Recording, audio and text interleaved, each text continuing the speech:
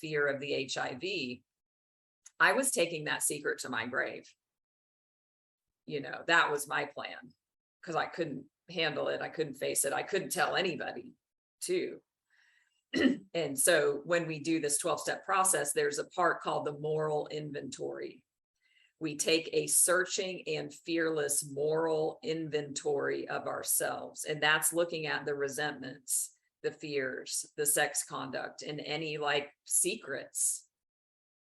So when I had about 3 months sober, I was doing this, and I knew I needed to get honest about that, because our secrets keep us sick. So I wrote that down on my paper for my inventory, but it was scary to just write it, but I'm not going to tell my sponsor. And yet when we got to the part where so you share that inventory with somebody else, the sponsor, the mentor. And I was terrified. I still remember this from 1999.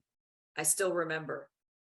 I said, I'm afraid I have HIV, and I gave it to all these people. And I just felt like, oh my God, I want to just die. And I thought she was going to be like, I just imagined the worst thing ever. I imagined she would be like, you need to go get tested. And she wasn't like that at all. She was like, okay, thank you for sharing. You're going to, think about getting tested at some point. That was it. There was so much loving kindness. So, it was situations like this. We have to face our past in order to recover. We can't, as an addict, we can't hold on to all this baggage. It's why it fueled the use, it fueled the drinking. Back then, you had to get tested. It took a week for the results. So I had to wait an entire week, and the result, it was negative, but the madness, I had done all of these things with this fear that wasn't even real. I ruined my boyfriend's life. My parents, they had missing posters up.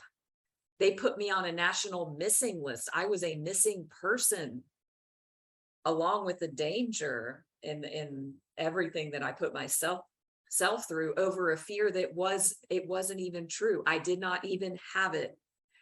So the title of that blog post was The Power of Secrets and Lies, the power of that. So, and then I got to make amends as well. Let your light shine. Help others find their way out of the darkness. Extraordinarily inspiring stories from ordinary people like you and I. I believe we are all extraordinary, yet we're all ordinary. Let your light shine.